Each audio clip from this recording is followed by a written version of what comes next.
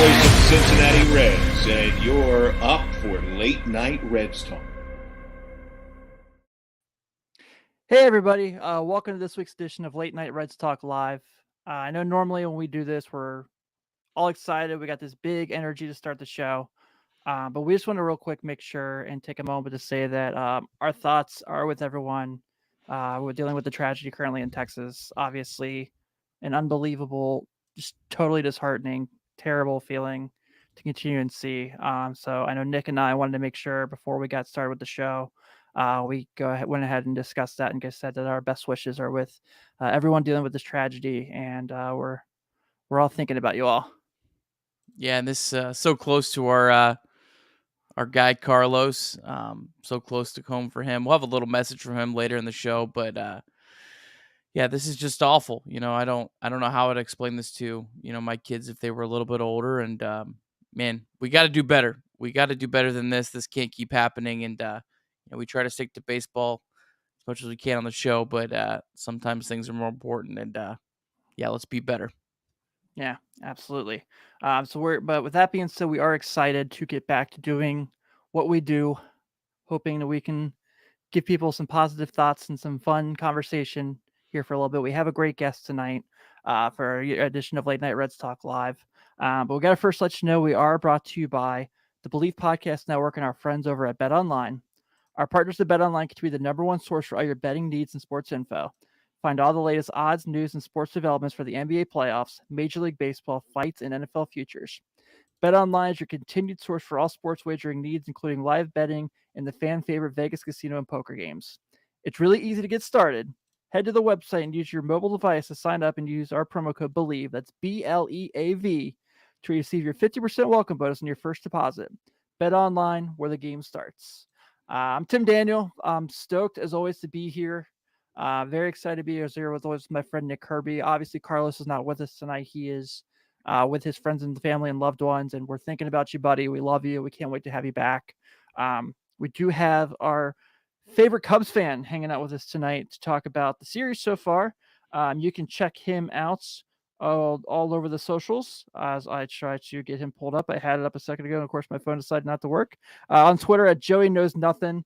He is a part of Primetime Talking on Tap Sports Network. Mr. Joey Ricotta, how are you, buddy? Doing great, Tim. Yeah, thank you guys for having me again. I mean, it's always fun to hop up on here and talk with you guys. I know we go back and forth quite a bit on Twitter, so it feels like it's been a while since we did a show together. So I'm happy to be here, man. Yeah, last time you were on the show, Amir Garrett still played for the Reds. So yeah, that's something. I'm glad he's not anymore. I understand that. Yeah, I understand that. Well, man, it's so good to have you. Obviously, tonight was one for the Reds. Obviously, losing the first two of the series yesterday was a good old fashioned country butt kicking.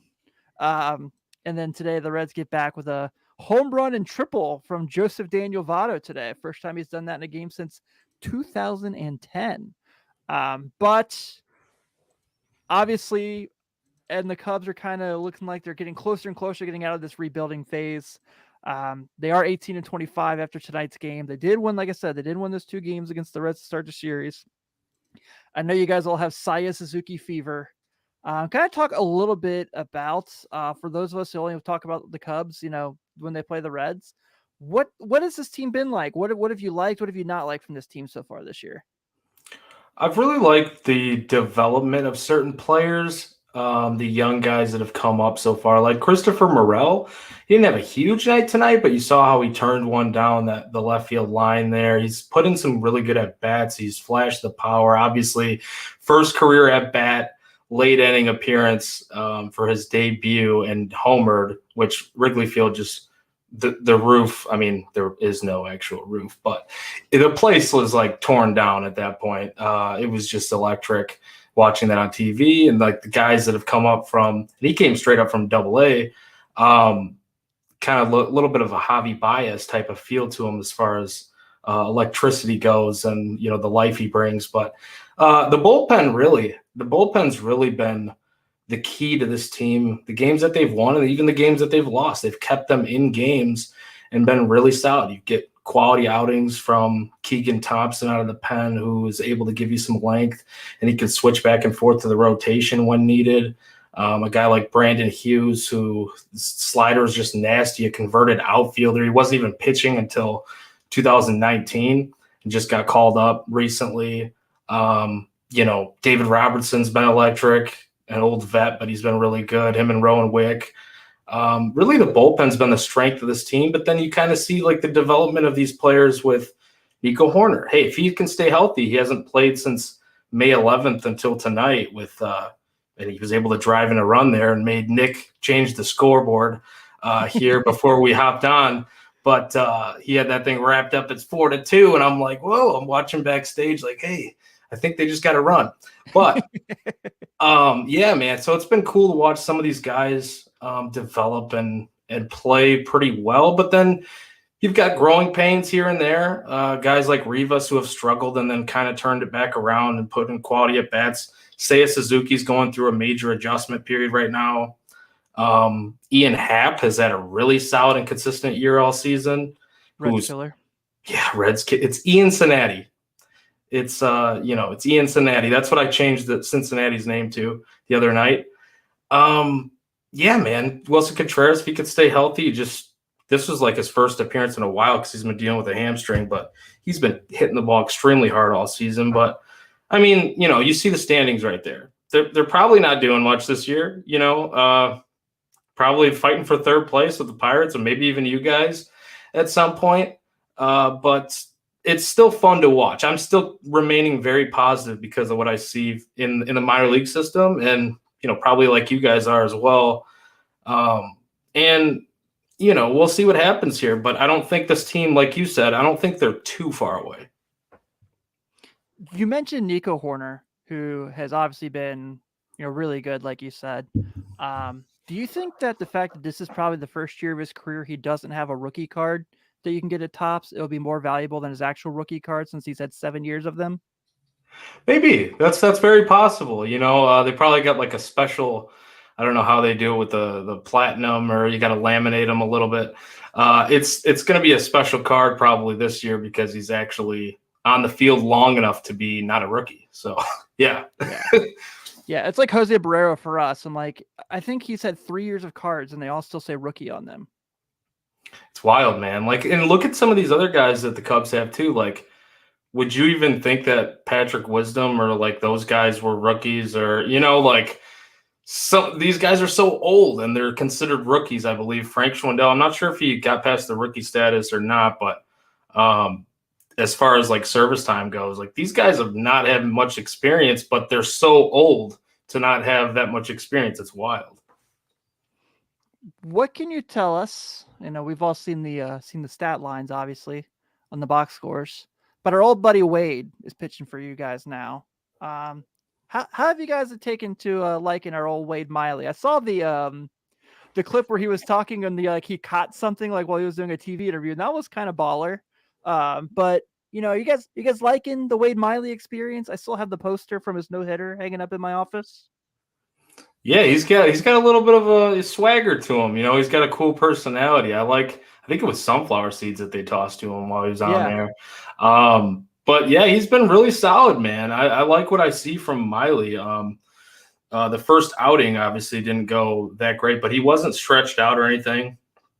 You know, dealing with the inflammation in the offseason, you know, he ramped up a little bit slower than everybody else and wasn't ready for the beginning of the season. But he looks like a quality arm, and now I see why Nick and why you guys were so, I don't know, but I guess bummed out when we were doing that preseason episode on the Cubs. Like, why do we lose Miley? And I get it because he's a quality arm when he's healthy.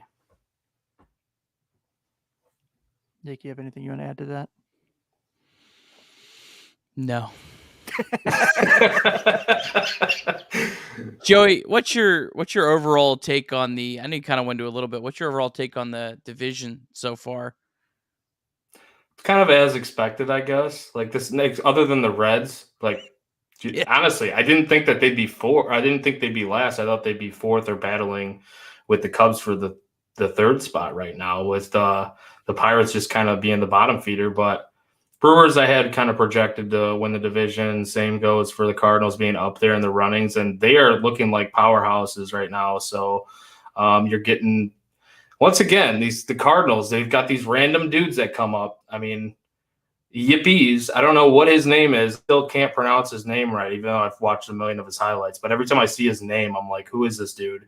And I know he was actually, they were looking at him as like a pretty decent prospect, or, you know, they get excited about the minor league guys, but they just produce these guys out of their system. And it's like, where do these guys come from? They've been doing it for years, it feels like, with the Cardinals. The Brewers, obviously, they have the pitching, and they have, you know, Yelich playing much better this year. So for the most part, it's kind of going as expected. I'm just kind of wondering, like, what's going on here with the Reds? I know you guys have dealt with a lot of injuries and stuff, but it's good to see Votto back, obviously. So yeah, got the ambulance there on the screen. Yeah, man, that's like when I was looking at the Fangraphs page earlier, and whenever you have Tyler Naquin and Brandon Drury basically leading your team in F-WAR, I don't think that's nothing against those guys. I don't think that's the best thing in the world. Yeah, those guys have been great, but that's not who you want at the top of your page. That's for sure. Yeah, we're very pleased with what we're getting out of them, but yeah, on the other hand, but yeah, it's Stevenson's been great too, by the way. I mean, I know you guys probably talk about it every episode, maybe, I don't know, but we're not Stevenson is amazing. about Tyler Stevenson, believe me, we're very excited to talk about Tyler Stevenson every week. Yeah, Tyler Stevenson is one of the hot takes around very popular Cincinnati right now. I actually want to get your thoughts on this, and then we want to kind of share our own thoughts for sure. So the hot take was Tyler Stevenson. He's had a couple concussions, and it's all of a sudden, oh, we got to move him out of catcher. I feel like, correct me if I'm wrong, Joey, I feel like when Wilson Contreras came up, was there the same kind of thing with him? Like, oh, you got to move him out of catcher. Like, he's too good of a hitter. Did you guys hear the same things? Well, we're kind of hearing something similar now just because he's getting older. So you're like, maybe want to preserve the bat a little bit if you want to extend him. But when he first came up, a lot of people questioned his framing. And, you know, there was valid concerns about that. Like, everything was kind of legit. People that were concerned about his framing was not good when he first came into the league. I don't think his framing's been all that great this season, but over the last couple of years anyways, it's really improved, especially with Ross as a manager. And even when Ross, the 1 year that they played together, his framing was actually pretty decent. And then it kind of, you know, got a little bit worse when Ross left and then came back as a manager. So he improved, you know, and his throwing arm is obviously really good. So I definitely think that it's a little too early to just take Tyler Stevenson. I don't know, like, maybe I'm the one with a hot take. I don't know. Like, I don't think you should move him out of catcher just yet. He's young enough to where, why not see if he can do it? Because if you have that type of bat as your catcher, I mean, give him some days off at first, give him some days off at DH, whatever, get his legs a rest. You have that kind of bat behind the plate. That opens you up to so much as an offense to plug in other players and quality bats at other positions. Well, if you have the hot take, we're on the same boat as you, so we're on that hot take as well. So Yeah, we feel like we're in the minority here, and I could not be more against moving Tyler Stevenson. Now, it's a different story if the doctors are saying you need to. This guy can't catch. It's I have never heard anything that makes me think that their actual doctors are saying that. So if the doctors are saying that's one thing. If Tyler Stevenson himself is saying, "Hey, you know what? I'd like to move off catcher," that's a whole different story. But if neither one of those are true, you got to keep having this guy try to catch.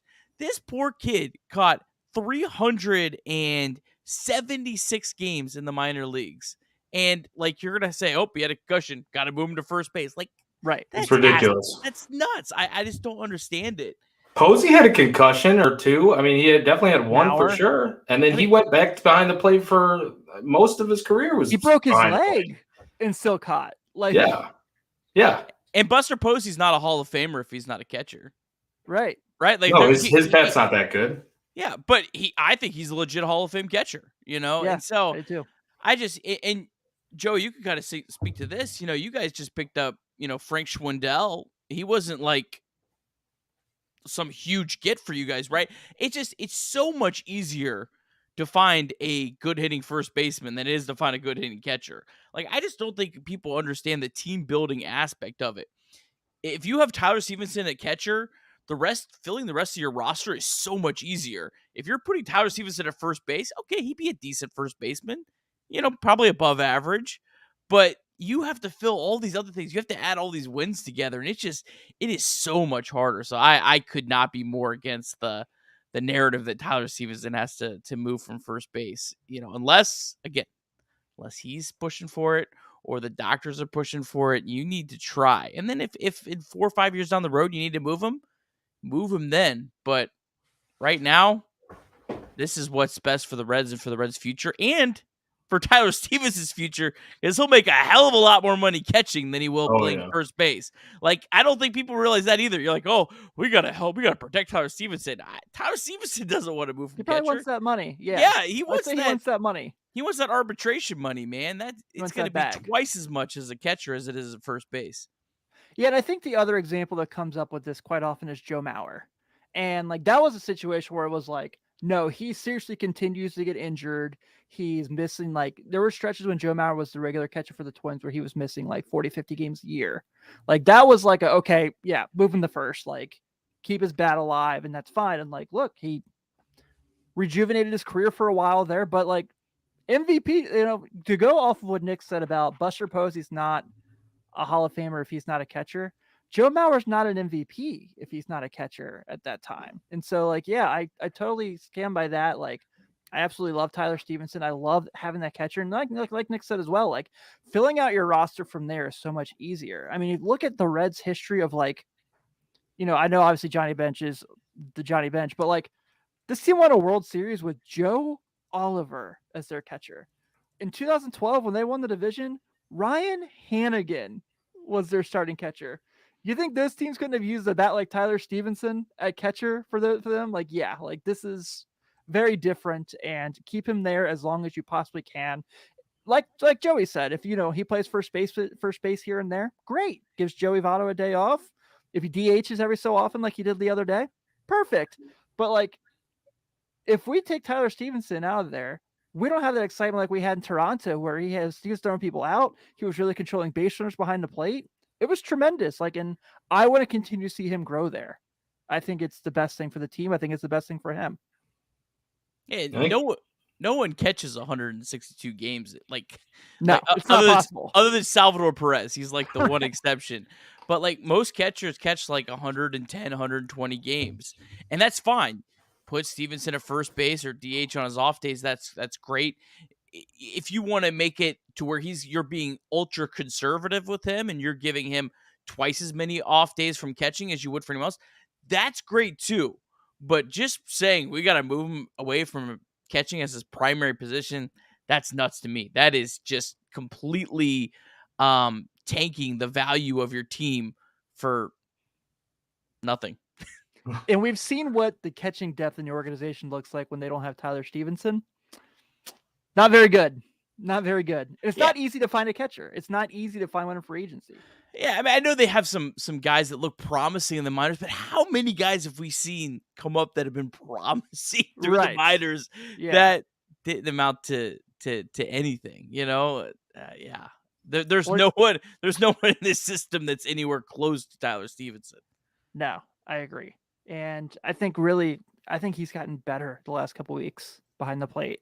Like, it's really been impressive. Yeah. Man, that Toronto series was awesome. I thought he was so good. And plus, like, if you do that, are you relying on a Ramos Garcia every day to catch? Because that's not fun. That's not good. So yeah, I digress. I feel like you cross that bridge when you get there, like Exactly. if you have to move him like a Joe Mauer situation or something, fine, do it. But like as Nick said and you guys said, I mean, you're just not as valuable like at first base as far as like his type of bat goes. I mean, he is one of the top 2 hitting catchers this season, in my opinion, when you look at like 1A, 1B with Contreras, really. And it's just funny that it's a similar situation. I know Contreras' average isn't as high, but you look at all the expected stats, the WRC plus, all that stuff, advanced metrics are really good. And, similar situation. Like Contreras, that's one of the reasons why I was so happy that the Cubs got Yan Gomes in the offseason, because they can give him an extra couple days off and DH him, and they've been doing that, or play him at first, whatever you want to do. But his value, like his main value, is catcher as a hitter. Like it's catcher. You want that type of bat in your lineup behind the dish, like a Tyler Stevenson, especially if they improve behind the plate. Because, like you said, if he's been catching much better defensively lately and making plays, why not? Like, I don't see why. If before an injury even happens, like, don't move him out of there. Yeah, I'm absolutely with you. I'm glad that you feel the way we feel, because sometimes I feel like we're like, people look at us like we have 3 eyeballs when we say that.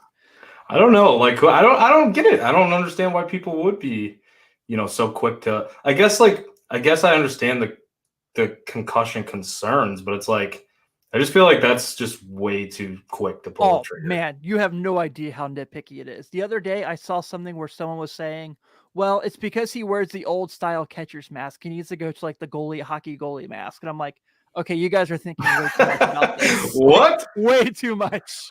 Yeah, just let it be what it is. So you mentioned that you call Cincinnati Ian Cincinnati because former Cincinnati Bearcat Ian Happ seems to have his way against our beloved Cincinnati Redlegs. But on the other end of that, there is a guy by the name of Aristides Aquino. Oh, who, man. For some reason or another, can't hit against anybody but the Cubs. I think, like, who was it? Our pal Obscure Former Reds tweeted the other day that like a third of his career home runs are against the Cubs. And against the Cubs, he hits over 300. And I think against the rest of the league, he hits under 200. So what is it that Aristides knows about the beloved Cubby pitching staff that he doesn't know about anyone else? I don't know. Like, is there a wife that's like from the Cubs that's like cheating on one of them and like hooking up with Aristides or something? Just like giving him all the info. I don't know what's going on, but every time he plays the Cubs, it's just like he just crushes the ball. And I don't know. Like, I don't understand it. I really don't. The guy has all the power in the world. But yeah, the OPS, I know. I tweeted something out, was it yesterday? And I was like, thank God he's not in the lineup. Was it yesterday's game that he wasn't in the lineup? I don't know. But yeah, I was just thankful that he's not in there. And then today, I don't get it, man. I really don't understand. I know he strikes out a lot, and like, why are you throwing him anything in the zone? I don't know. Yeah, that's Nick's guy. So if you we've learned quickly that thou shalt not say bad things about Aristides Aquino on this show. I will say when he first came up and he was on that tear, like that tear. Yeah, I was all aboard it. Like, I was putting him in my DFS lineups every night. I'm like, this guy's on a heater. We're just riding it. Yeah.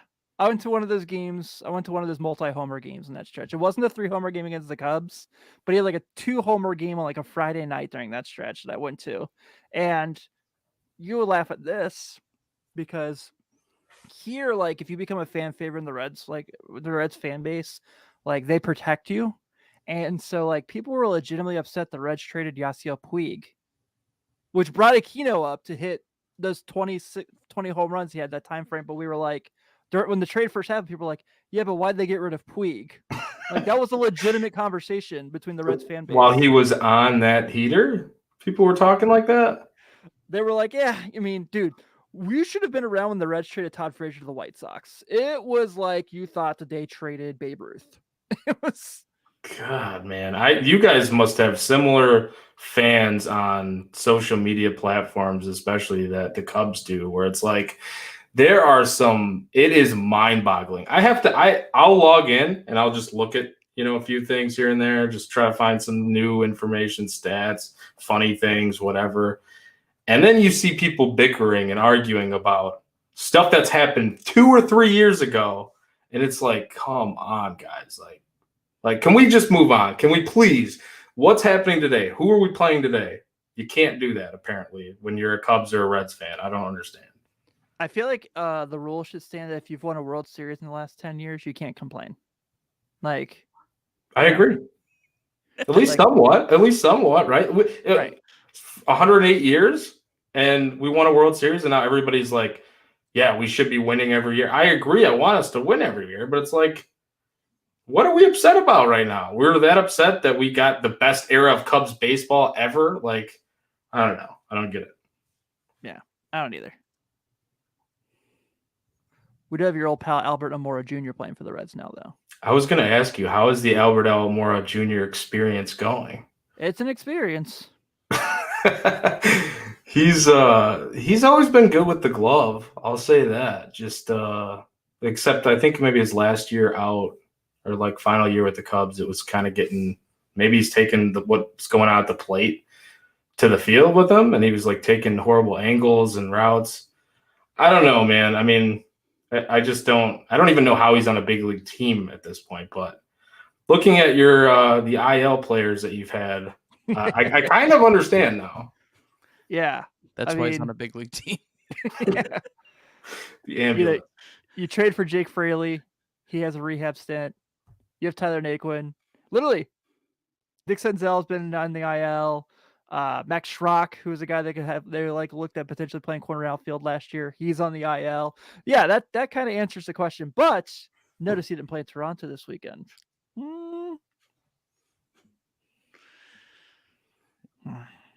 Got his first home run of the year, Votto, in Toronto. That was pretty cool. That was cool. Is that who you were talking about? I kind of missed what you were saying right there. Oh, I said Almora didn't play in Toronto. Oh, okay. That's good. He wasn't on the roster for that stretch. That's a good thing. On the restricted list. Yes. Because he didn't get his vaccine. That's what we're thinking. We don't comment. But Allegedly. Allegedly. Please don't sue us. Yeah, but Joey Votto had some more Cubs memories tonight. A homer and a triple. Pretty cool, right? For you guys. I'm just glad we had you on the one win we got this week. Yeah.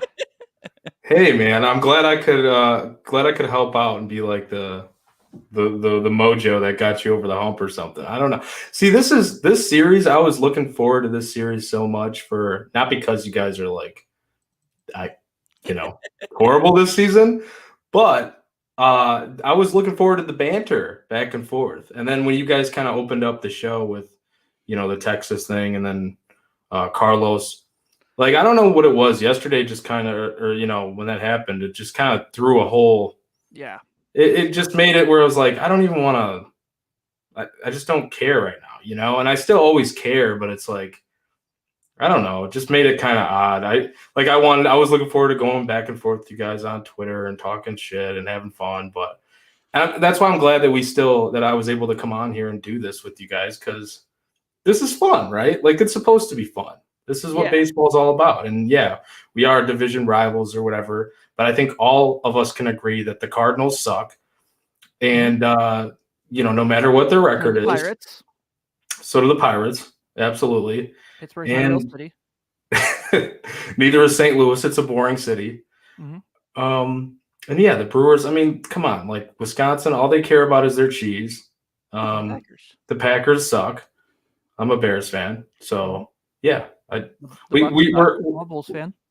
Yeah, we're all on the same page here for the most part, except for Cubs versus Reds, and I'm just glad we're winning the series right now, 2-1. So I'm gonna ask you this, and if I am 1,000% off base, it's totally okay. But this is the way that my mind puts things together. So obviously, right now, the Reds have these two young gun starters who are just blasting onto the scene, in Hunter Green and Nick Lodolo. 2 first-round picks. Obviously, everyone knew about Hunter Green. Lodolo's been hurt for a little while, but when you've seen what his ceiling can be, is it totally off base, or is it fair to compare what we're seeing from Green and Lodolo to what you guys had with Kerry Wood and Mark Pryor? no, it's not fair. Okay. I'll say it's not. I'll say it's not fair, and I'm high on those two as well. Like it's not me coming in like a Sure. No, I was really picking your brain on this. Truthfully, I wasn't trying to say I had a hot take. No. I just think they both have a ton of upside. I mean, you got the power arm with Green. You've got more of like the pitch mechanics and control. It seems like from Lodolo, or like location wise, but he's got nasty stuff as well. But like he's more of a guy that's gonna pitch, like actually pitch. But look at Hunter Green against the Pirates. Look like he was incredible. I mean, so I don't know. I'm not going to say that it's not possible, because of course, like these guys will probably have a lengthier career in the rotation as well, if they are even above average, right? Because those guys dealt with all kinds of injuries. So you could probably surpass them really from a career standpoint if they are above average and give you the innings. So I guess I shouldn't say no, it's not possible. I just don't see it like from a talent perspective, because those guys were those two in particular, Wood and Pryor, were just so unbelievably disgusting when they were healthy. It was just like lock it in for 2 runs or less every game. That's what I felt like. Yeah, I think I'm with Joey. I mean, I think just the chances of hitting on 2 pitching prospects at once is so rare. I mean, you get 2 good pitching prospects, you kind of are saying, all right, hey, if one of these turns out to be a star, one of them even turns out just to be a big league starter, we've won. Like that's kind of where you're at. So yeah, I mean, I think they're as good as anyone. I just think the numbers for any prospect that high, it's just the chances of striking gold on 2 is just it's so rare in baseball. Hard. Yeah. There was actually a stretch in the mid 2010s where Mark Pryor had a minor league deal with the Reds. And I was so excited. I was really hoping that at some point he was going to get back to the majors for us. It just didn't work out, man. I loved Mark Pryor. I know he was a Cub, and I'm not supposed to say that about Cubs players, but I loved Mark Pryor. I was a huge fan.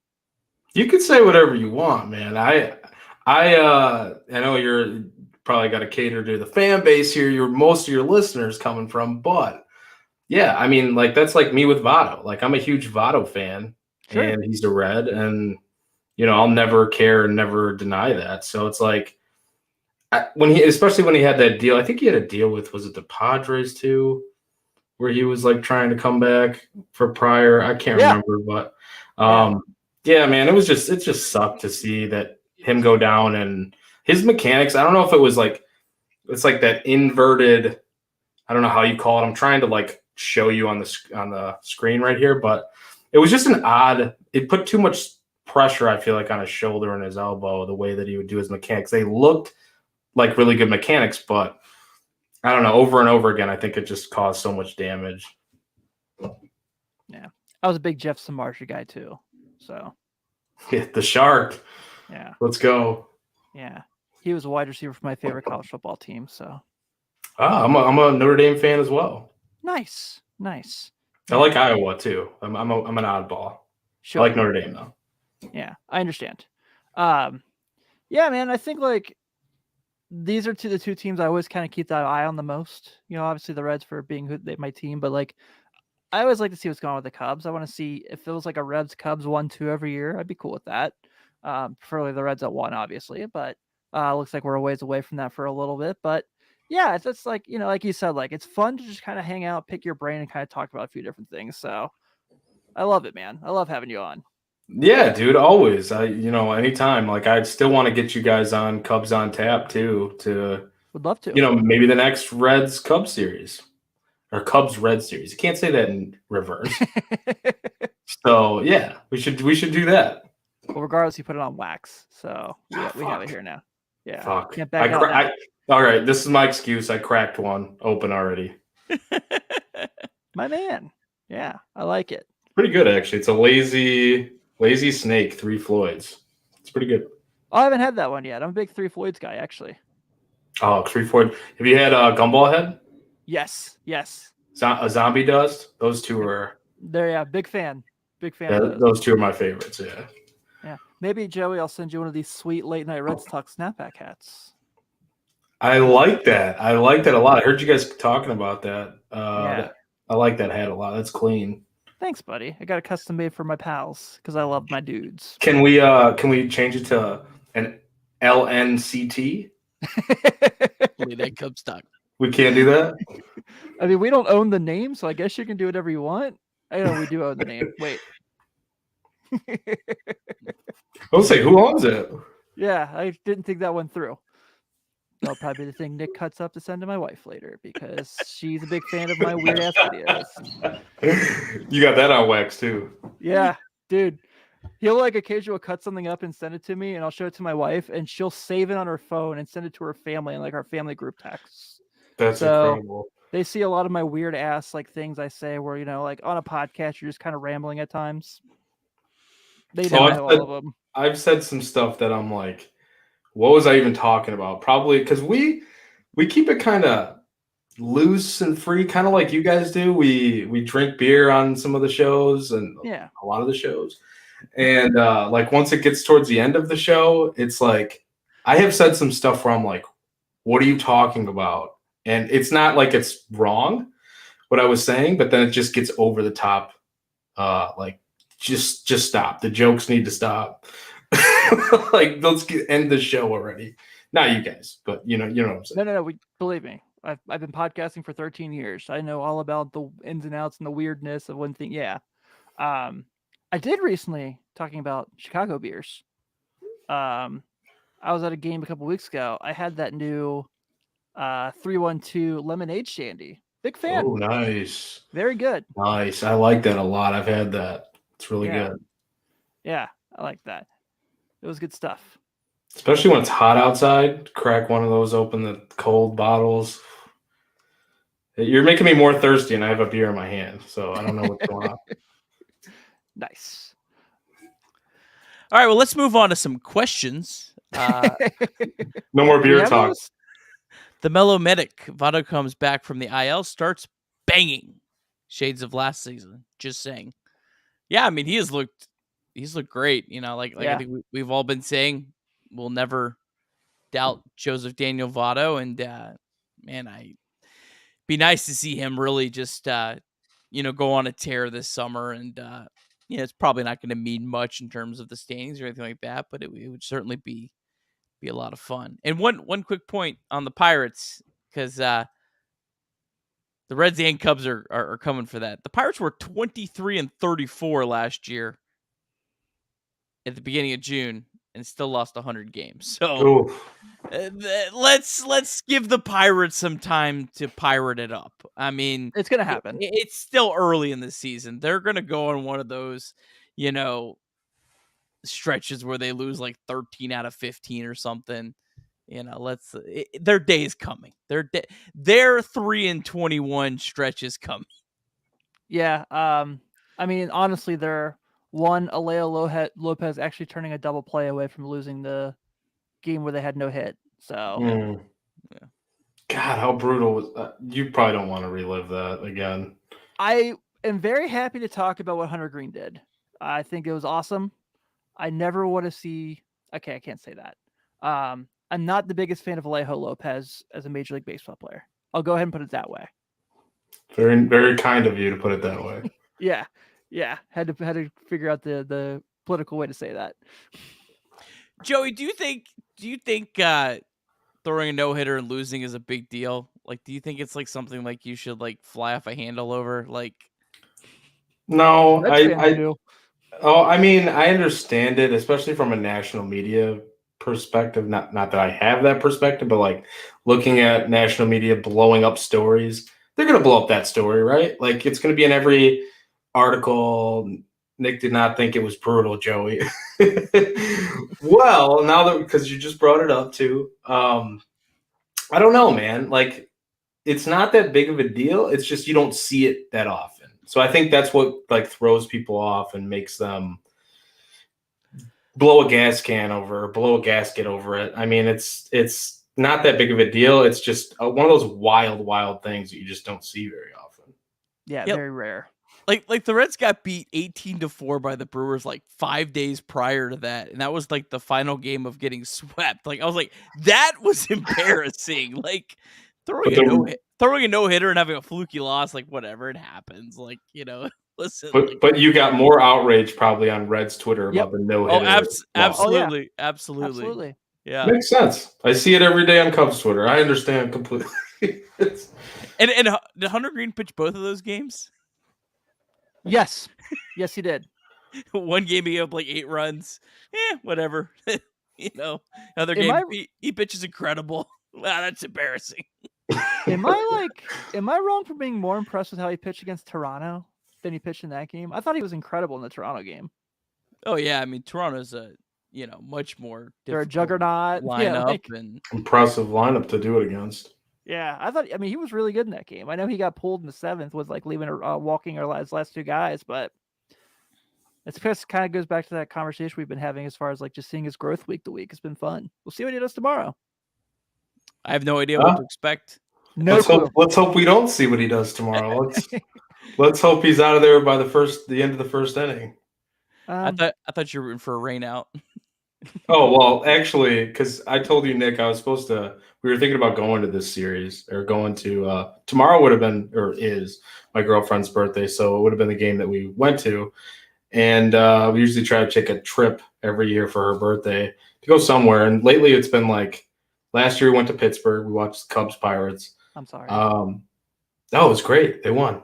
It was I didn't care. Weren't that many people there when it was actually rainy and we were wearing ponchos and we were right behind the Cubs dugout, so like kind of cheap tickets out there in Pittsburgh because nobody was going to the game. It was awesome though. Like you had players interacting with me. KB gave me like a little head nod. I'm like, hey, there you go. Okay, whatever I said, I forgot what I said, but he acknowledged me, so that was cool. But no, I was supposed to go to that game. We were supposed to go to the game tomorrow, and so I am kind of rooting for a rain out because it's like, okay, good call. Like because that's why we didn't go, was because of the projected rain. So I'm like, all right. The last time I was supposed to go to Wrigley, it was the year the NFL draft was there. My buddies and I got into town a day before the draft, and we're like, all right, cool, we'll go to the Cubs game. And literally bought the tickets on my phone, got on the train, canceled as I was on the train on the way to Wrigley. Oh no, dude. Yeah, I was pretty bummed. That's brutal. That is brutal. Nick would think that's brutal, I think. Yeah. Yeah, last week was the first time I've ever gone to a game and it got rained out. The second game in Cleveland. First time in my entire life I had a great streak going, but hey, the Reds swept the series. There you go. That's probably why. Yeah. Alexis Diaz facing Jose Ramirez is something that, like, when we talk about the memories of this season, that will be up top for sure. Yeah. Alexis Diaz looks nasty, by the way. Yeah, it's been cool seeing like the attention he's been getting from the national media, and like I think it was the MLB.com. They actually had a tweet the other day showing him and his brother like next to each other, and they're like how their delivery is the same, and that was pretty cool to see. I have to check that out. Is that on? They got a video somewhere up with that? I believe it's on the MLB Twitter, or it might be on what's the guy's Pitching Ninja.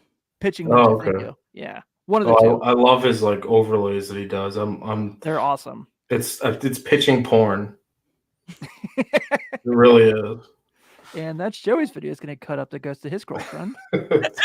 She would understand, trust me. When all this was going on with the COVID, with the pandemic, I was on Baseball Savant and I was looking at different pitch mixes, and you know how they show it in a weird like the graphic they show, how the pitches go in the zone and, all Mhm. that.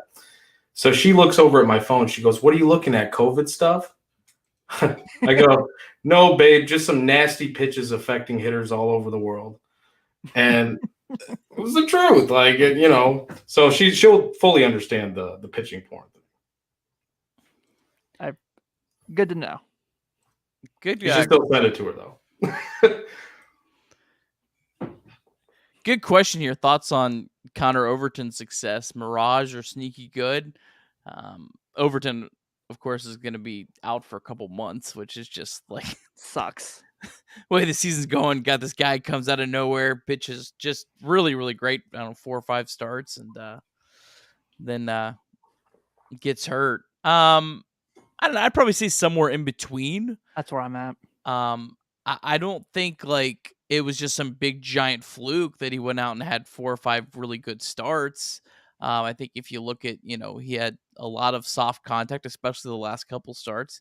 Doesn't walk anyone, and if you could throw strikes and you don't walk anyone and keep the ball in the ballpark, which he's been able to do, I mean, you're going to have some success. So, yeah, I'd love to see him get another run. He kind of like is like kind of like that Dan Straley kind of out of nowhere, guy for me. Hopefully he can get healthy and in the second half. Unfortunately, probably after Luis Castillo and or Tyler Mahle are dealt, he can kind of help eat some of those innings down the stretch. But yeah, I mean, I like him. It's not.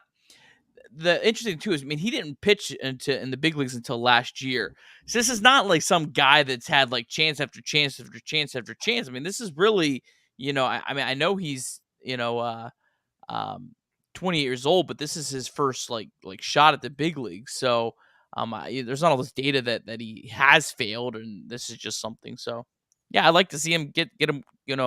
I think he has the ability to maybe be a league average starter. I don't know what do you think, Tim? Yeah, I mean, I was really impressed how he pitched against the Guardians. I thought he pitched really well in that game. And I know it's easy to point to the fact he had 2 Pirates starts, which was funny. It was like pitching metric wise. I think his second Pirate start was his worst start of the year because he had like 4 or 5 hard hit balls but still, battled. What he did in Colorado, I know he only went 5 1/3, which I guess that's actually pretty lengthy for nowadays for starters. In Colorado. Right, yeah, especially. I was really impressed with. So I think I'm in the middle. I want to see more. I hope he does get another run, like Nick said. I've enjoyed seeing him pitch. You and I. The one time Nick Kirby and I went to a game together, we saw Connor Overton throw about 7 innings, pretty close. Nice. I've seen Connor Overton pitch in 2 wins. Yeah, you've seen 2 of his 4 starts in person. What a world! And they're both wins, and they're both they're 3-1 in games he starts. So, he's got some good luck going his way. I hope to see more of it. I love what the Reds have done with their pitching in the organization. Not just the Greens and Lodellos, but Overton's. Graham Ashcraft just pitched Sunday against Toronto and only went 4 1/3, but it looked really good for it being his first major league start. And Alexis Diaz has been amazing, like we said. So I've really enjoyed what they've been able to put together the past few years as far as like the depth of the farm system. Yeah, I'm with you on that. And that leads us to our segment around the minor leagues, late night Reds Talk Prospect Watch. When I was watching Graham Ashcraft, I know I tweeted this out, so sorry to people that I'm, giving you the same thoughts twice because I don't really have anything more original. But I mean, I really think that the Reds are really starting to stockpile young pitching. And, we saw with the Brewers last year, it was just like, my God, these guys just bring out pitcher. And I'm sure, Joey, you saw it. Like, it's like, where did these guys keep coming from? Like, the Brewers just keep calling up dude after dude after dude that just throws nasty stuff. And I'm starting to see that with the Reds. Williamson, the prize of the Winker trade, is finally starting to pitch well in Double-A. Connor Phillips, the player to be named later in the Winker trade, has been incredible all year. I mean, look at this, 60 strikeouts in 36 innings. I mean, this guy is nasty. I mean, he's still got a ways to go. But yeah, I mean, I just, I see that the Reds are really just, it seems like that's like such a big focus right now. And I think that's, probably a pretty good strategy to have, to just kind of stockpile these arms and, look to add maybe some offensive pieces around them, and then kind of mix and match starter reliever, maybe some or both throughout the year. That that's what the Rays do. They have good arms and they just throw them wherever they can, right? It tends to work pretty well for them. Yeah, I was gonna say, it feels like Tampa Bay North is kind of what they're putting together. Yeah, I think Brandon Williamson and obviously Connor Phillips, like you mentioned, Matt McLain, who everyone's excited about, myself included. Nick, I'll tell you, I was tweeting about this with one of our listeners the other day. I've been on eBay trying to find Matt McLain rookie cards, and every time I get an eBay bid for him, I get sniped for far more than I'm willing to spend. So people are very high on Matt McLain right now. If anyone's wondering, if you're looking to get a Matt McLain Bowman first, be ready to break open the bank account or maybe get your credit card out. And then Austin Hendrick being promoted to Dayton. This is one obviously I'm excited about.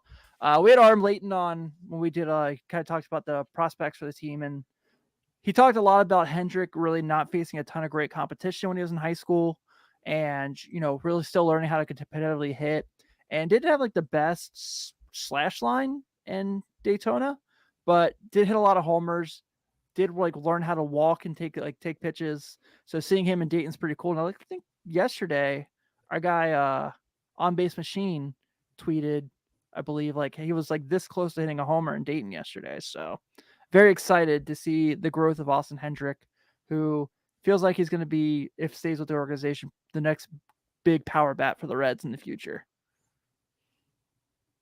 Yeah. Definitely just interested to see what Hendrick can do at the next level up. But Me too. yeah, Matt McLain, I'm trying to be patient, and he definitely has some things to work on. I'm not a batting average guy, but that 241 average sticks out at AA. You'd like to see him get hit a little bit more for contact. But I can't believe he has 10 home runs already. That 890 OPS though. Yeah, I mean, 10 home runs is and 11 stolen bases too. I mean, it's just yeah, that's the kind of prospect you just you can't wait to see. The Reds might make me eat crow on this Jesse Winker deal. This looks like you guys. I mean, just looking at from what you guys have been talking about here with these prospects. I mean, Joey, playing this well. I think it's going to age well. I really do. I mean, time will tell, but these are just two of the guys. They also got Justin Dunn, who, he's been hurt all year, but the Reds are still going to have, I think, three more years with him. And he was a top prospect. So, we've seen the Reds be able to revitalize some guys like Sonny Gray comes to mind. Obviously, Dunn has never had the kind of success that Sonny Gray had, but, is Dunn a guy that Derek Johnson could kind of figure out whatever was going wrong in Seattle and get him back to like that top prospect. And I'm high on Fraley. I think Fraley's a really nice, maybe fourth outfielder. And the Reds have control of these guys for a long time. So it'll be interesting to see once, next year's gone and Winker's, we assume he probably will move on. I doubt he's going to sign a long-term contract with Seattle. Seattle doesn't spend. I assume he's probably. They don't do anything. I mean, their payroll's lower than the Reds right now. So, yeah. I don't see them extending Jesse Winker. And then Suarez is gone the year after. It'll be interesting to see what these guys look like in 3, 4, 5 years, long after those guys are, gone and moved on wherever else they're going to go for their careers. So, yeah, especially when, in a couple of years, you got Mike Moustakas' contract off the table. And, obviously the end of Joey's contract. Hopefully, selfishly, I want to see Joey play his whole career with the Reds. And so if they want to sign him to some like smaller deal and at the end of the contract, I'm totally okay with that selfishly. But yeah, I think like that's a really good point as far as like, what does this look like in a couple of years? Because I know Winker had like a walk-off homer for not too long ago, but like really everything else I've seen, I haven't been blown away by him. I think Tommy Pham's been basically better in most places. A lot of people were concerned about Winker moving ballparks, and I was like looking at Winker's hit tool, and I'm like, I don't really understand the concern because I feel like he's still a guy that would play well anywhere, like for the most part, but I guess the power production makes sense. But like why he's hitting for such a low average and stuff, I don't really understand quite with especially how big because that's a bigger ballpark, but like you'd think the average would be better than there. You know what I mean? It's just odd. I don't know the Must struggles. see more lefties in the American League. That could be, honestly. I know he's not that good against lefty. Have they been platooning him? Do you know? I don't know. But I think they just signed Justin Upton. So I think that, we were joking about that they found his platoon mate. They haven't been platooning him, but they have been batting him like 7th against left-handed pitching, which I saw that I got a good chuckle because the Reds could not move him out of 2nd versus a left-handed pitching, and it made me like want to punch my wall. How old is Justin Upton at this point? That's the big question. 53. Yeah. Just reverse him. Just reverse the 35. Yeah. Something like that. I think Winker will figure it out in Seattle. I think by the end of the year, Winker's numbers will probably look pretty good. Eugenio Suarez, who looks great right now, they'll probably come back down to earth, and you'll probably see a little bit of both there. Again, I just don't know if the overall value for Winker was as high as a lot of people thought with his, lack of defensive ability, his inability to hit left-handed pitching. Again, you look at the Reds team right now at 13-30. Don't think Jesse Winker alone turns them into a contender, as much as we love, the guy. So yeah, I don't know. We'll see how that trades. It's so weird seeing him wear number 27. It's so weird. Who is what that? Did he wear before? Was that Roland? 33. Yeah, Scott Rowland wore 27 here. Jake Fraley's wearing 27 here now. I can't believe Jake Fraley disrespected Scott Rowland like that. I know. Fuck Scott oh God, Rowland. I forgot about that. I totally forgot about the Brandon Phillips, Scooter Jeanette thing. I didn't. I wasn't the biggest. I was so just tainted at that point. Same. Like, Scott Rowland in 2012 was just so bad at the end. He was done. There was no business that he was playing, and Dusty played Rowland over Todd Frazier, who probably should have won Rookie of the Year, but he didn't play him enough. It wasn't Bryce Harper. Yeah, his name wasn't Bryce Harper. Well, no, but he didn't play enough either. Right, he didn't get enough at bats, and I don't know. It's probably completely unfair to poor Scott Rowland. He didn't do anything wrong. I don't think he penciled himself in the lineup. The error in Game 3. I will never get over the error in Game 3. Oh man. Yikes. Yeah, I know. I was talking to a guy that dealt with Steve Bartman. We're talking about one error in Game 3. I know, Joey. Don't worry. I'm agreeing with you. I mean, that would stick with me too. I get it. And to be honest, the Steve Bartman thing didn't piss me off. It was the error by Alex Gonzalez. Yeah. Thank you. So, thank you. Yes, the Bartman thing was not Bartman. It's just a fan being a fan. Also, I am glad that Eugenio Suarez is out of the division now because he was also a Cubs killer.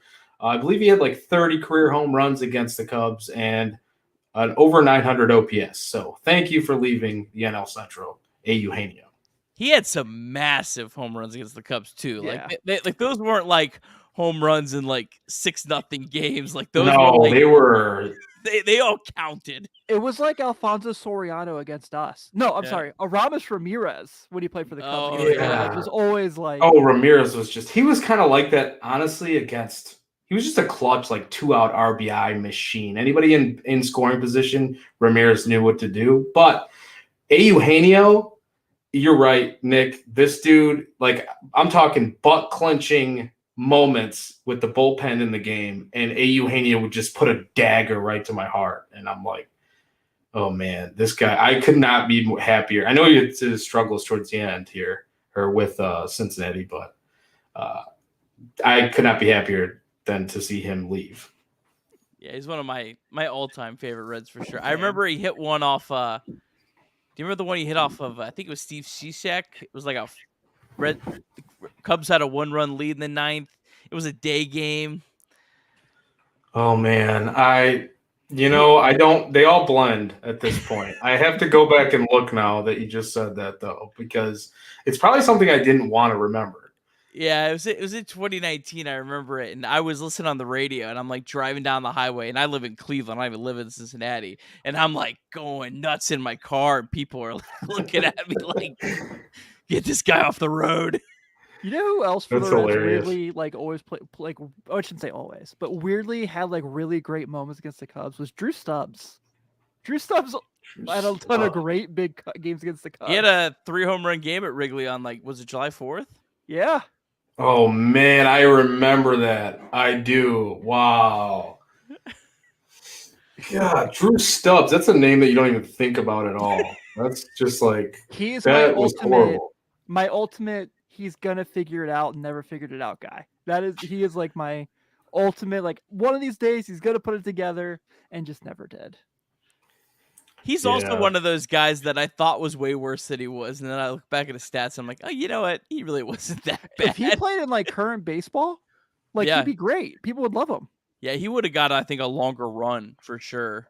Was he more of an on-base guy? I can't really remember like what his profile was. Well, he struck out he struck out like 30% of the time, and I think people like lost it over that. But like Shohei Ohtani strikes out 30% of the time, so it's like but he was also like a 2020 threat. Like it was weird. Like I mean, he was really bad in 2012. Like there's no like he was a 65 weighted runs created plus, but like in like 2011, like he was like a 90 weighted runs created plus, and he was still like over a 2-win player, and he felt terrible, but he wasn't really that bad. Yeah, and like for some reason, like when Lincecum was Lincecum, he couldn't get Drew Stubbs out. I never understood that. But he was actually good Lincecum too. Yeah. Oh. It's just some players, man. I don't know. Some hitters have pitchers' numbers and vice versa.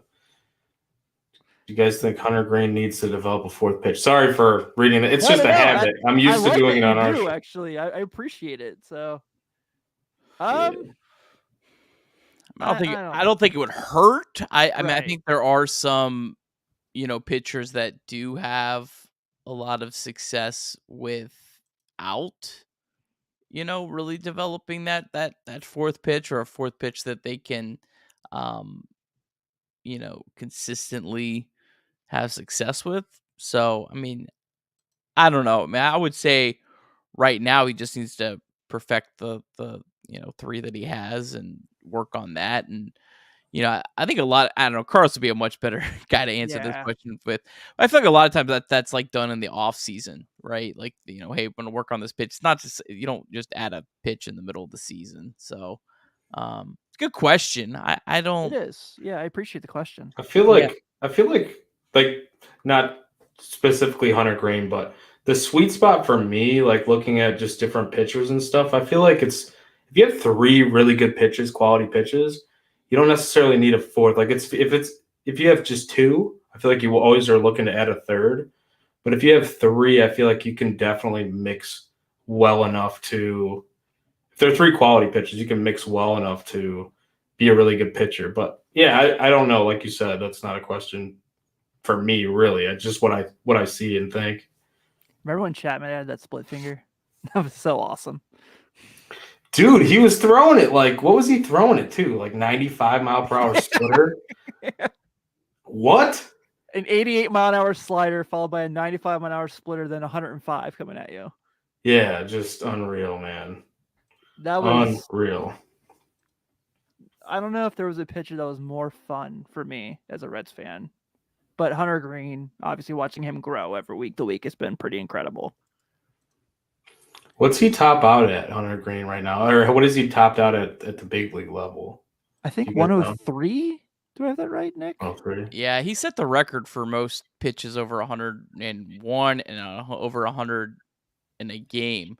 So, I mean, that's kind of the other thing that like we have to kind of consider with Green is he's so much different than anyone else that we see. So, maybe for a guy, for guys that throw like even like 95, 96, yeah, they may need 4 really good pitches to be able to get guys out. But if he's, locating his fastball over 100 miles an hour, and then his slider and his changeup are effective, that he may not need it as much as some of the other guys that don't have that, ability just to completely,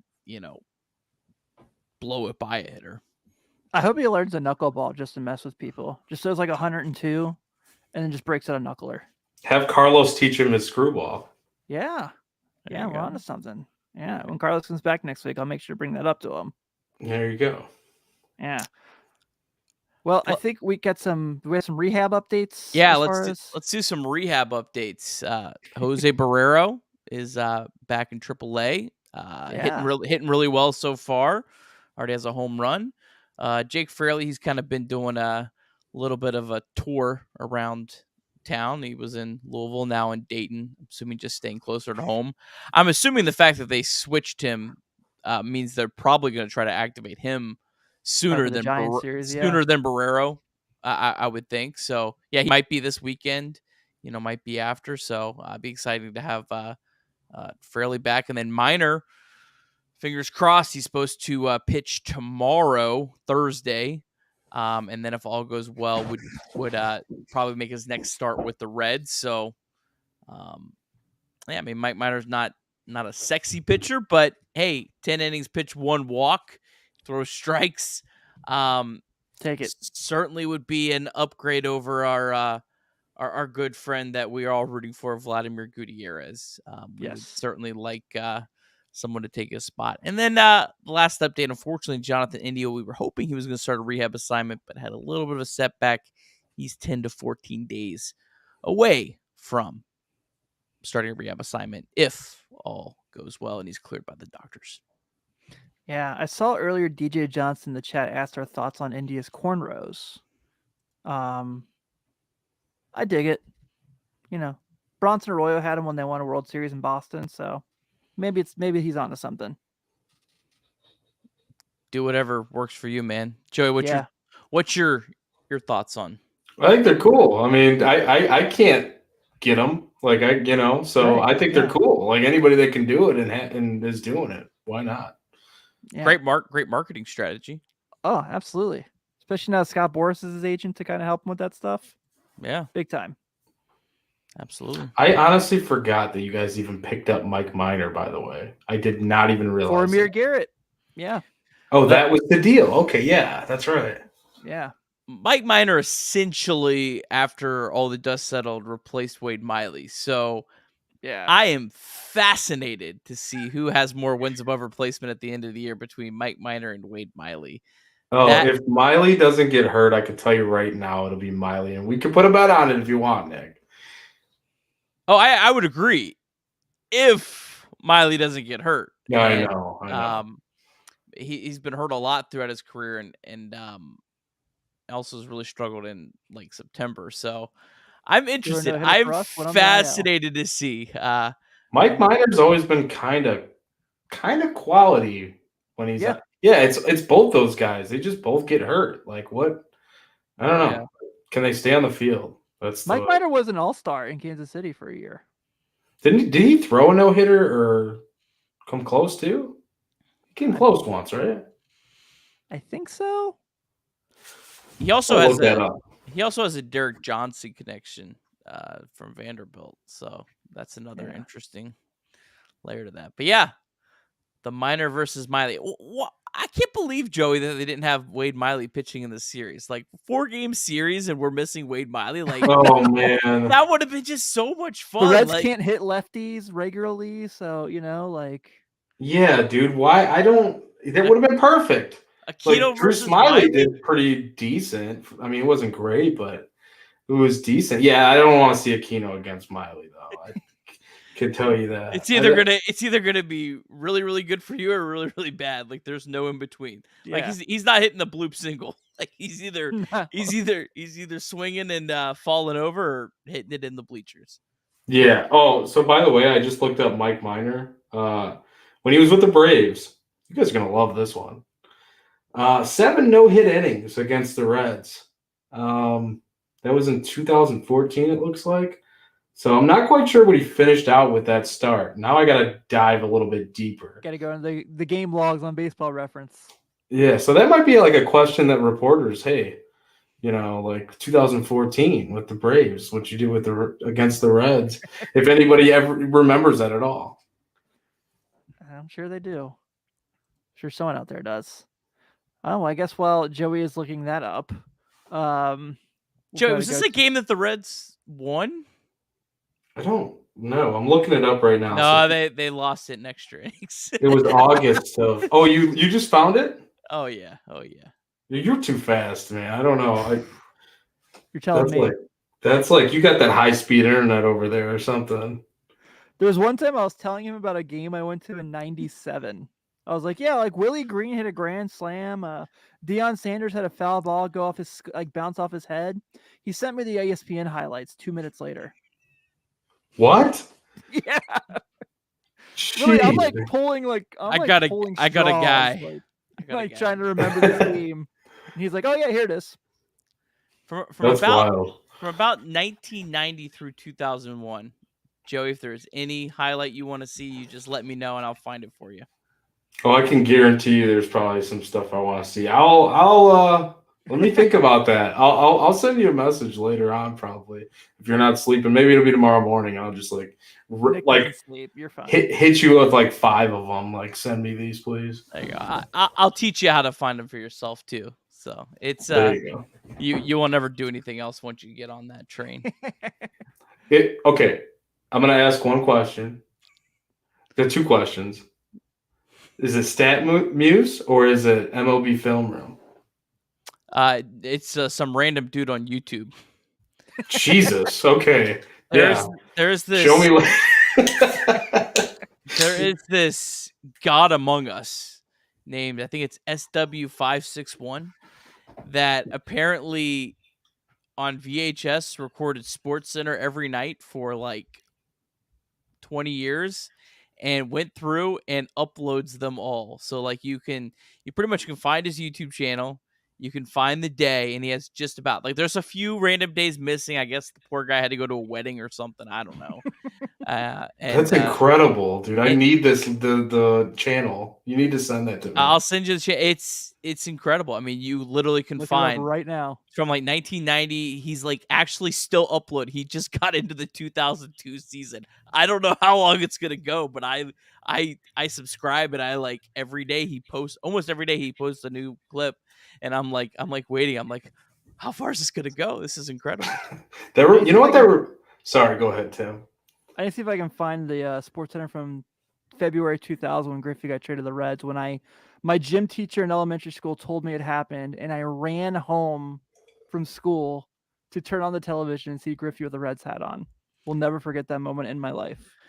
Yeah, we're really going off the rails here, but so apparently the guy, or I should say guy or girl, because it could be a lady that does this, has another channel called Southwest Ohio Sports Archive that has just Cincinnati sports highlights. So this person must be from Cincinnati that does it. And yeah, Tim, they have like the preseason when Griffey got traded. I'm playing with it now, so I'm gonna find it. Yeah. Nice. Yeah. You know what that reminds me of? That reminds me of like all like the uploading every day or whatever. That reminds me of me going back. I don't know if you guys were wrestling fans growing up. I still am. I still am too, but I don't follow it like I used to. It's like it's hard for me with sports stuff and whatever. I make a lot of wrestling references, and Nick just kind of looks at me like he has no idea. Like I have 3 heads, so. So he's gonna hate this comparison or whatever. But like, it reminds me of this guy who used to just upload all the old Raw and SmackDowns and pay-per-views to, I forget what it was. Like there was some website that I used to go to, and he was doing it on YouTube too. He used to just keep uploading like every like in order, and I was watching him back from like 1997 to 2002 until I can't keep up. Like it's too many that I just get bored eventually because I'd already seen them, but they're all cool to me. Now there's this wonderful thing called Peacock that has it all in there for you. So this is before that, yeah, exactly. Yeah, I missed the tape trading days, though. I agree. Yeah. Well, I guess we gotta. Do we have to, Nick, talk about what's coming up before we get out of here? Because I feel like we sure do. Yeah. So Nick will be in Boston for that Luis Castillo, Michael Wacha game, right? And the Mike Minor game. I might get to see the Mike Minor debut. That'd be fun. Yeah. But you got Graham Ashcraft getting another start Friday. I was gonna go to the Saturday afternoon game because it's Tyler Stevenson bobblehead day. And then I saw Vlad was pitching and figured, I'll get it on eBay. These are not confirmed. The Reds have only announced Hunter Green. This is the Fangraphs projection, but it does seem to make sense to me. It seems like Ashcraft would probably pitch on Friday. The Reds are gonna they're gonna have to do a bullpen day. Yeah. I don't think they're gonna pitch Vlad on short rest. Yeah, no kidding. Although, I mean, I don't know, could it be worse? Well, you guys might have to go to that Washington series because there's a lot of conversation. It sounds like Juan Soto will be playing in the American League in the near future. So, yeah. So I guess I might either see Mike Minor or Hunter Green because the Reds could they have that off day. They could just pitch Green on normal rest. So, yeah, oh man, who do I want? Mike Minor or Hunter Green? I mean, that's decisions, man, decisions. But it's Mike Minor's debut. Like, there's only one Reds debut, you know? Yeah, against Trevor Story, who has hit like 75 home runs last week. Yeah, I think I prefer Hunter Green. I think I think Trevor Story does hit lefties pretty well. I think that Boston lineup as a whole hits lefties really well. So that might not. Maybe they should push him back to the Nationals at home and let Nick see Hunter Green. Come on, guys, give me something. I have been a loyal son. Give me Hunter Green in Boston. That would be awesome. We'll take Vladimir Gascan on Thursday's game too. If you guys want to, if they want to throw him out there tomorrow, I'd take that. That's the Cubs. Yeah, Vlad. I know that was very mean. I'm sorry. I don't mean to call him a Gascan. It's okay, buddy. It's okay. We're all rooting for Vlad. Yeah. We hope he has a lot of success in Louisville. Yeah. There you go. Agree. And then, so it looks like after tomorrow, we don't see the Cubs again until the end of June. And then, they go to Boston for 2 days and then are home for a while with Washington, Arizona. If Fangraphs want to say that Zach Gallen will not be making the trip to Cincinnati for Arizona for any games, that's fantastic. He doesn't have to. It's really humid at that time of the year anyway in Cincinnati. Probably just wants to stay back home. So we're totally okay with that. Yeah, I mean, it's really hard to adjust to Cincinnati weather when you're in Arizona. Right. Yeah, exactly. Yeah. It's just not worth it. No, not at all. No. I have him in my dynasty league and it's a blast that someone let me draft him. I can't believe it. Maybe the Reds will trade for him one day. You guys don't have some chance getting Zach Gallen, do you, Joey?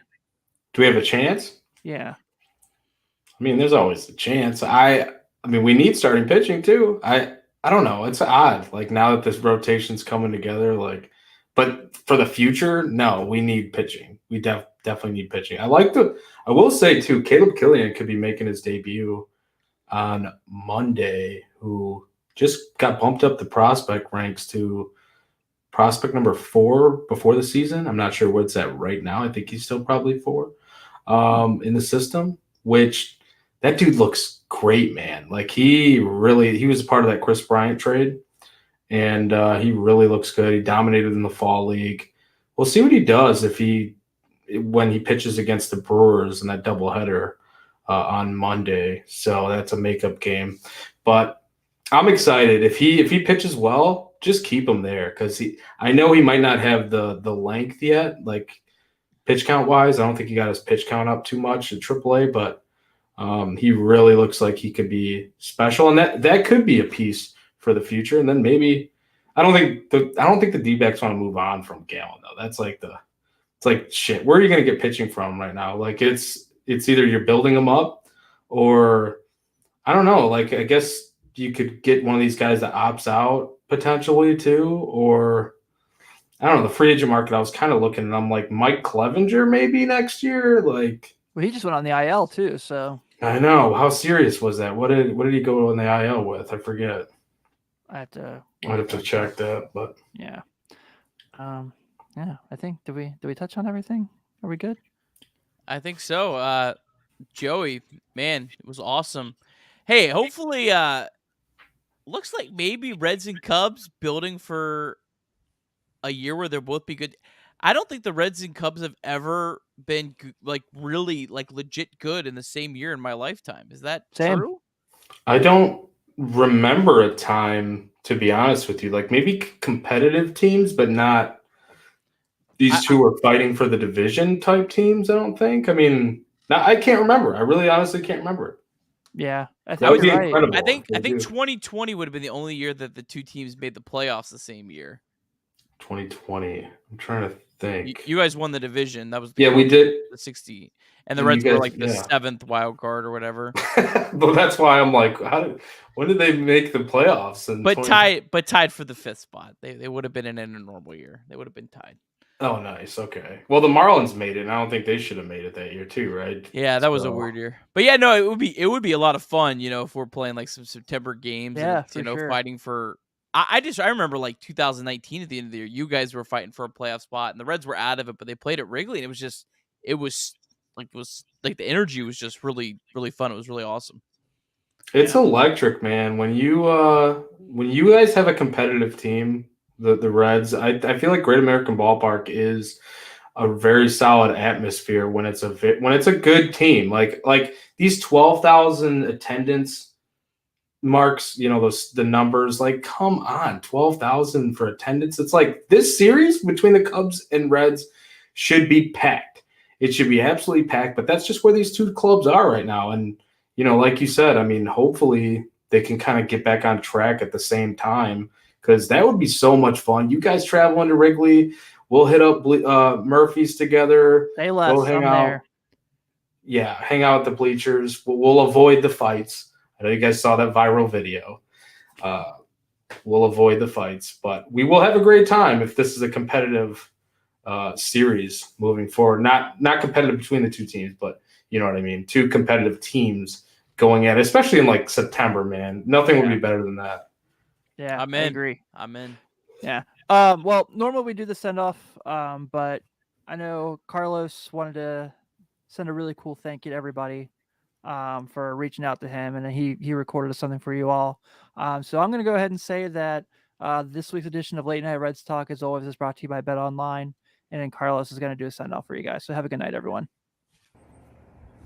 Hey guys, I just wanted to take a quick moment to thank each and every one of you who has sent a text message, a tweet, a shout out, a phone call,